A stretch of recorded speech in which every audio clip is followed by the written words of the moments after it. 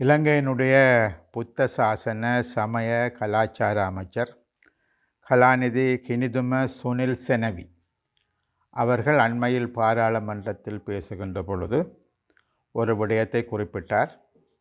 வவுனியா மாவட்டத்தில் இருக்கக்கூடிய வடுக்கனாரி மலை என்பது அது பௌத்த சின்னம் என்றும் அது பாதுகாக்கப்பட வேண்டும் என்றும் அது தொடர்பான ஒரு அரச அறிவித்தல் கெசட் நோட்டிஃபிகேஷன் ஒன்று தாங்கள் வெளியிட இருப்பதாகவும், ஆகவே அங்கு இருந்த அந்த பௌத்த சின்னங்கள் தொடர்பான எழுத்துக்கள் அழிக்கப்பட்டிருப்பதாகவும், ஆகவே அந்த இடமும் அதை சுற்றிய இடங்களும் பாதுகாக்கப்பட்ட பிரதேசமாக பிரகடனப்படுத்தப்பட வேண்டும். ஆகவே அது தொடர்பாக நாங்கள் ஒரு அரச அறிவித்தல் ஒன்றை கெசட் நோட்டிஃபிகேஷன் ஒன்றை வெளியிட இருக்கிறோம் என்று கூறியிருக்கின்றார்கள். நான் ஏற்கனவே வடுக்கனாரி மலை பிரச்சனை என்பது அங்கு வவுனியாவில் அது நீண்ட நாட்களாக அது ஒரு நீதிமன்ற பிரச்சனையாக தொடர்ந்து இருந்து வருகின்றது. வடுக்கனாரி மலையில் அங்கு ஒரு சிவலிங்கம் நீண்ட காலங்களுக்கு முன்பாக அது சைவ மக்கள் சிவலிங்கம் பிரதிஷ்டை செய்யப்பட்டு அது தொடர்ந்து ஒரு வழிபாட்டுக்குரிய இடமாகவும் தொடர்ந்து இருந்து வருகின்றது.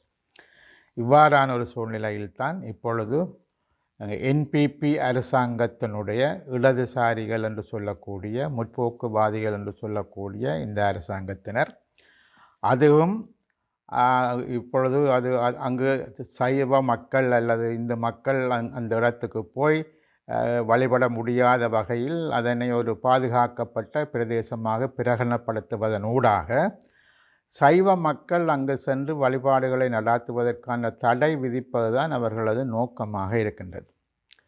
ஆகவே அது முதலில் கண்டிக்கப்பட வேண்டிய விடயம். ஒரு விடயத்தை இப்பொழுது இருக்கக்கூடிய அமைச்சருக்கு நாங்கள் மிக தெளிவாக கூறிக்கொள்ள விரும்புகின்றோம் என்னவென்றால், இலங்கைக்கு பௌத்தம் வந்தது 3ஆம் நூற்றாண்டில் தான் இலங்கைக்கு பௌத்தம் என்பது வந்தது.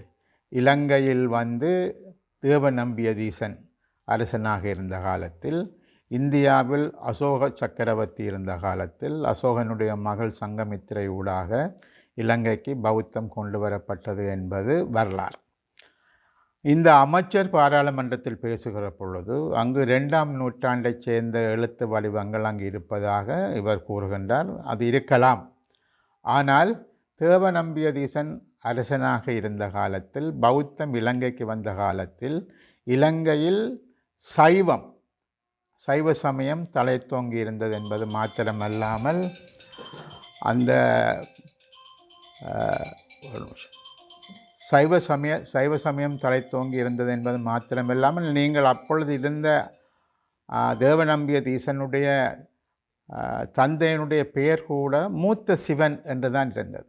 ஆகவே பெயரில் இருந்து கூட நாங்கள் அறிந்து கொள்ளலாம் அந்த காலகட்டத்தில் இங்கு என்ன மொழி இருந்தது, என்ன சமயம் இருந்தது என்பதை நாங்கள் அறிந்து கொள்ளலாம். பௌத்தம் இலங்கைக்கு வந்ததுக்கு பிற்பாடு, தேவநம்பியதீசன் பௌத்தனாக மாறியதற்கு பிற்பாடு என்றளவில் மக்களும் பௌத்தர்களாக ஓரளவுக்கு மாற்றப்பட்டார்கள். சைவமும் தொடர்ந்திருந்தாலும் கூட பௌத்த சமயத்துக்கு மக்கள் மாற்றப்பட்டார்கள்.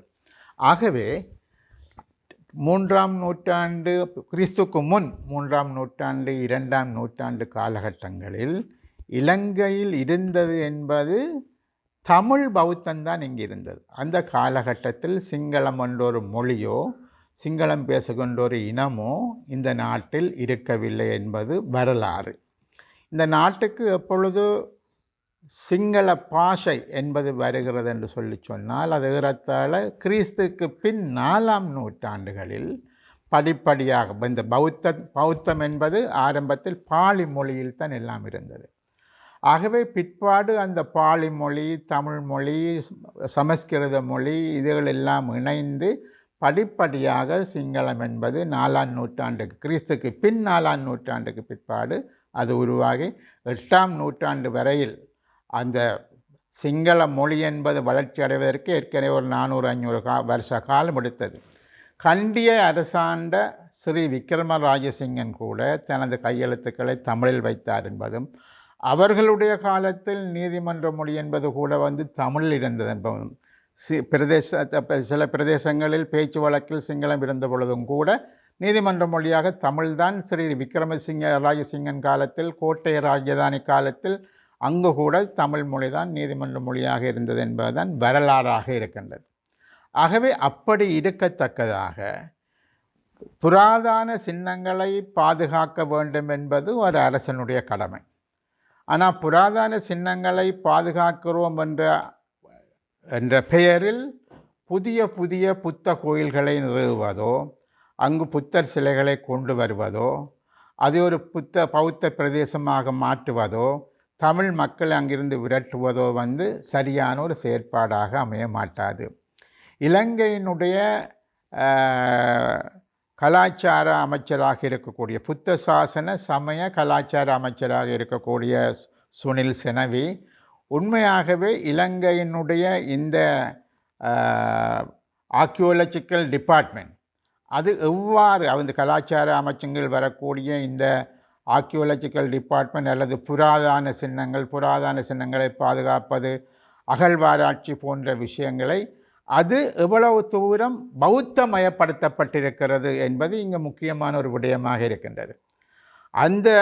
அந்த பௌத்தமயமாக்கப்பட்டதனுடைய ஒரு வெளிப்பாடாகவும், இரண்டாவதாக தங்களுக்கு சாதகமான முறையில் வரலாறு கொண்டு வரப்பட வேண்டும் என்று சொன்ன அவர்களுடைய தீராத அந்த விருப்பம், உண்மையாகவும் நேர்மையாகவும் ஒரு புராதன சின்னங்கள் இவை என்ன, எப்படி வந்தது, இதனுடைய காலகட்டம் என்ன, இந்த காலகட்டத்தில் வாழ்ந்தவர்கள் யார், இந்த காலகட்டத்தில் இருந்த மதங்கள் என்ன போன்ற அது உண்மையிலேயே வரலாறு என்பது ஒரு நடுநிலை நின்று மக்களுக்கு சொல்லப்பட வேண்டியது. அது ஒரு நாட்டினுடைய கௌரவத்தை மேம்படுத்தக்கூடியது. ஒரு நாட்டினுடைய நாட்டினுடைய வரலாறு, இலங்கையினுடைய வரலாறு என்பது 2500-3000 வருஷங்களுக்கு முந்தின ஒரு வரலாறு இருக்கிறது என்று சொன்னால் அந்த வரலாறு இலங்கையில் வாழக்கூடிய மக்களுக்கு கடத்தப்பட வேண்டும், எதிர்வரக்கூடிய சந்ததியினருக்கு கடத்தப்பட வேண்டும். ஆனால் இங்கு என்ன நடக்கிறது என்றால் வரலாறுகள் திரிவுபடுத்தப்படுகிறது, வரலாறுகள் பொய்யாக்கப்படுகிறது, தங்களுக்கு சாதகமான முறையில் வரலாறுகள் உருவாக்கப்படுகிறது. அதற்கேற்ற வகையில் இப்போ வடக்கு கிழக்கில் நீங்கள் பார்த்தீங்கள் என்று சொன்னால் 1000 புத்த கோயில்களை கட்டுவதென்பது கூட ஏன் அதனை செய்கிறார்கள் என்று சொன்னால் அது ஒரு பௌத்த பிரதேசம் என்ற ஒரு மாயையை உருவாக்க வேண்டும். உங்களுக்கு தெரியும், அண்மைய காலத்தில் திருகோணமலை மாவட்டத்தில் குச்சவெளி பிரதேசத்தில் அங்கு குச்சவெளி பிரதேச சபையில் ஒரு சிங்கள பிரதிநிதி கூட இல்லாத ஒரு சபையில் நீங்கள் பார்த்தீங்கள் என்று இருக்கத்தக்கது அங்கு இருக்கக்கூடியது முஸ்லீம்களும் தமிழ் மக்களும் தான் பெரும்பான்மையாக இருக்கிறார்கள். அங்கு ஏறத்தாழ 28 புத்த கோயில்கள் ஒரு பிரதேச சபை ஏரியாவுக்குள் கட்டப்படுகிறது. ஏன் கட்டப்படுகிறது என்று சொன்னால் அது ஒரு பௌத்த இடமாக மாற்றப்பட வேண்டும், அங்கு உள்ள காணிகள் பொடுங்கி எடுக்கப்பட வேண்டும், அங்கு சிங்கள மக்கள் குடியேற்றப்பட வேண்டும். ஆகவே இது ஒரு பௌத்த நிலம் என்று காட்டப்பட வேண்டும். அதற்குத்தான் அவ்வளவு பெருந்தொகை புத்த கோயில்கள் என்பது அங்கு கட்டப்படுகிறது. உங்களுக்கு குருந்தூர் மலை எடுத்தால் என்ன, வடுக்கனாரி மலை எடுத்தால் என்ன, அல்லது யாழ்ப்பாண பிரதேசத்தில் இருக்கக்கூடிய இடங்கள் எடுத்தால் என்ன என்று சொன்னால் இவர்கள் சகல இடங்களையும் பௌத்தர்களுடைய பிரதேசம். அது உண்மை என்னவென்று சொன்னால் முக்கியமாக இந்த நாட்டுக்கு பௌத்தம் வந்த பொழுது இங்கு இருந்தவர்கள் தமிழ் பேசக்கூடியவர்களாக சைவ மக்களாக இருந்தார்கள் என்பதும், அந்த தமிழ் பேசக்கூடிய சைவ மக்களில் ஒரு பகுதியினர் பௌத்தர்களாக மாற்றப்பட்டார்கள் என்பதும், அவர்கள் தமிழ் பௌத்தர்களாக இருந்தார்கள் என்பதுதான் உண்மையான விடயம். ஆகவே முதலாவதாக இந்த அரசாங்கம் என்ன செய்ய வேண்டும் என்று சொன்னால் இவ்வாறான வடுக்கனாரி மேலேயோ குருந்தூர் மேலேயோ அல்லது ஏனைய பிரதேசங்களில் அது ஒரு புராதன இடங்கள், புராதன சின்னங்கள் உள்ள இடங்கள் என்று கருதுவார்களாக இருந்தால் அது தமிழ் சிங்கள அகழ்வாராய்ச்சியாளர்கள் அது வேணும் என்று சொன்னால் யுனெஸ்கோவினுடைய ஆதரவையும் பெற்றுக்கொண்டு, யுனெஸ்கோ என்பது சர்வதேச ரீதியாக இவ்வாறான விஷயங்களை கையாள்வதற்காக ஐநா சபையால் உருவாக்கப்பட்ட ஒரு அமைப்பு. இலங்கையினுடைய அந்த கலாச்சார முக்கோண திட்டங்கள் எல்லாம் யுனெஸ்கோவுக்கு உட்பட்ட பிரதேசங்களாகத்தான் இருக்கிறது.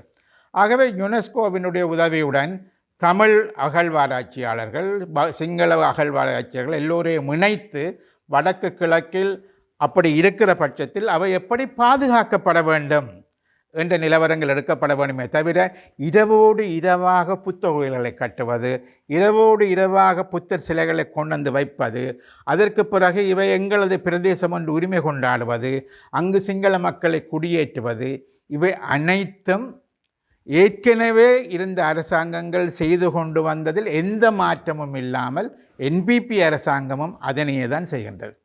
இவர்களுக்குள் எந்த மாற்றங்கள், இவர்கள் முற்போக்குவாதிகளா இடதுசாரிகளா இல்லை இவர்கள் இன மதம் பார்க்காத ஆட்களா என்று சொல்லி நீங்கள் பார்த்தீர்கள் என்று சொல்லி சொன்னால் முழுக்க இதற்கு முன்னர் இருந்த ஸ்ரீலங்கா சுதந்திர கட்சியோ ஐக்கிய தேசிய கட்சியோ பொதுஜன பெரமுனவோ எவ்வாறு நடந்தார்களோ அதே பாணியை பின்பற்றித்தான் அனுரகுமார திசாநாயக்காவும் சரி இந்த ஆட்சியினரும் சரி அதே விடயத்தை தொடர்ந்து செய்கிறார்கள் என்பதுதான் யதார்த்தமான உண்மை. ஆகவே இது மிக மோசமான வரலாற்றை திரிவுபடுத்துகிற இருக்கக்கூடிய உண்மையான வரலாற்றை மக்களுக்கு சொல்லாமல் இது ஒரு ஒட்டுமொத்தமாக இது ஒரு சிங்கள பௌத்த நாடு என்று சொன்ன ஒரு கற்பனாவாதத்துக்குள் சிங்கள மக்களையே மூழ்கடிக்கக்கூடிய ஒரு விஷயமாகத்தான் இது தென்படுகிறது.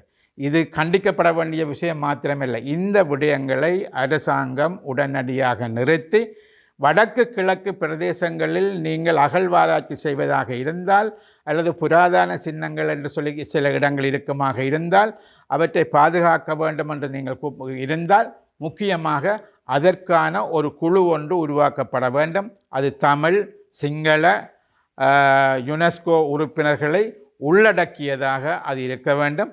அவ்வாறு வருகிற பொழுது அது வெளிப்படையாக மக்களுக்கு தெரிவிக்கப்பட வேண்டும். இது எத்தனையாம் நூற்றாண்டை சேர்ந்தது, இதில் என்ன இருக்கிறது, இங்கு யார் இருந்தார்கள், ஒரு வெளிப்படை தன்மை என்பது தேவை. இரவோடு இரவாக புத்தர் சிலைகளை வைக்க சொல்லி புத்தரும் சொல்லவில்லை, அல்லது இப்போ எனக்கு யாரும் அப்படி சொல்லவில்லை. ஆனால் இலங்கையில் மாத்திரம்தான் அவ்வாறான ஒரு நிகழ்வு நடக்கிறது. உங்களுக்கு தெரியும், திருவண்ணாமலை நகரத்தில் அண்மையில் என்ன நடந்தது என்பது உங்களுக்கு தெரியும். இப்பொழுது உங்களுக்கு என்ன காங்கேசந்துர தையிட்டு விகாரையில் நடக்கக்கூடிய விஷயங்கள் உங்களுக்கு தெரியும். ஆகவே அவ்வாறு அரசாங்கம் ஏன் இதனை ஊக்குவிக்கிறது? அரசாங்கம் இதுகளை கட்டுப்படுத்துவதற்கு அரசாங்கத்தில் இருக்கக்கூடிய பிரச்சனைகள் என்ன? நீங்கள் அரசுக்கு வருகின்ற பொழுது நாங்கள் எல்லாத்தையுமே கட்டுப்படுத்துவோம், நாங்கள் இனவாதிகள் அல்ல, மதவாதிகள் அல்ல, நாங்கள் எல்லோரும் சகோதரர்கள், நாங்கள் ஒன்றுபட்ட வாழ வேண்டிய என்று கூறக்கூடிய நீங்கள் தமிழ் மக்கள் பல்லாயிரக்கணக்கான ஆண்டுகளாக வாழக்கூடிய பிரதேசங்களில் இருக்கக்கூடிய பௌத்த சின்னங்கள் இருக்கலாம். அவற்றை பாதுகாப்பதற்கான வழிமுறைகளை நீங்கள் பார்ப்பீர்களா? இல்லது அது பௌத்த இடங்கள் உங்களுக்கு சொந்தம்? முதலாவதாக நான் சொல்கிறேன், இந்த ஆர்கியோலஜிக்கல் டிபார்ட்மெண்ட், இலங்கையில் இருக்கக்கூடிய ஆர்கியோலஜிக்கல் டிபார்ட்மெண்ட்டில் இந்த பௌத்த பிக்குகள் என்பவர்கள் வெளியேற்றப்பட வேண்டும். இது பௌத்தம். அவர்கள் யோசிக்கிறார்கள் இலங்கையில் இருக்கக்கூடிய அந்த புராதன சின்னங்களோ அல்லது ஆர்கியோலஜிக்கல் டிபார்ட்மெண்ட்டோ இது எல்லாமே சிங்கள பௌத்தத்திற்கு சொந்தமானது என்று சொன்ன ஒரு விதமான ஒரு அரகன்தனமான ஒரு ஒரு ஒரு அப்படியான ஒரு தன்மையை அவர்கள் வைத்திருப்பதைத்தான் நாங்கள் பார்க்கக்கூடியதாக இருக்கின்றது. ஆகவே இது தங்களுடைய சிங்கள பௌத்தம் என்ற ஒரு விதமான ஒரு இதை உருவாக்க பார்க்கிறார்கள். அது உண்மை அப்படி அல்ல. ஆகவே இந்த அரசாங்கம் உடனடியாக இவ்வாறான தவறுகளை தொடர்ந்து செய்வதை நிறுத்தி அவர்கள் முக்கியமாக இதனை தொடர்ந்து செய்வதாக இருந்தால் நாங்கள் மீண்டும் வலியுறுத்த விரும்புகின்றோம். ஜனநாயக தமிழ் தேசிய கூட்டணி சார்பாக EPRL, டெலோ, புலோட், ஏனைய சமத்துவ கட்சி, ஜனநாயக போராளிகள் உள்ளடக்கிய இந்த கட்சிகள் சார்பாக நாங்கள் இலங்கை அரசாங்கத்துக்கு வலியுறுத்தி கூற விரும்புவது என்னவென்றால், முக்கியமாக தமிழ் ஆர்கியோலஜிக்கல் விடயங்களை கையாளக்கூடிய தமிழர்கள், சிங்களவர்கள், யுனெஸ்கோ உறுப்பினர்களை உள்ளடக்கிய ஒரு குழுவை நிறுவி அதன் பிரகாரம் நீங்கள் இந்த விடயங்களை ஆய்வு செய்து அதனை மக்களுக்கு தெளிவுபடுத்துங்கள். அந்த புராதன சின்னங்களை பாதுகாப்பதற்கான பொறிமுறைகளை ஏற்படுத்துங்கள். அதனை விடுத்து சுற்றி வர உள்ள காணிகளை பறிமுதல் செய்வதோ புது புத்த கோயில்களை உருவாக்குவதோ நிச்சயமாக அது சிங்கள மக்களுக்கும் உதவியாக இருக்காது, இந்த நாட்டுக்கும் உதவியாக இருக்காது. அது உண்மையாகவே ஒரு பொய்யையும் புரட்டையும் நிறுவனத்திற்கான ஒரு தன்மையாக தான் இருக்கும். ஆகவே எங்களை பொறுத்தவரையில் இது உடனடியாக நிறுத்தப்பட வேண்டும் என்று நாங்கள் கேட்டுக்கொள்ள விரும்புகிறோம். மேலதிக செய்திகளுக்காக எமது யூடியூப் தளத்தை சப்ஸ்கிரைப் செய்யுங்கள்.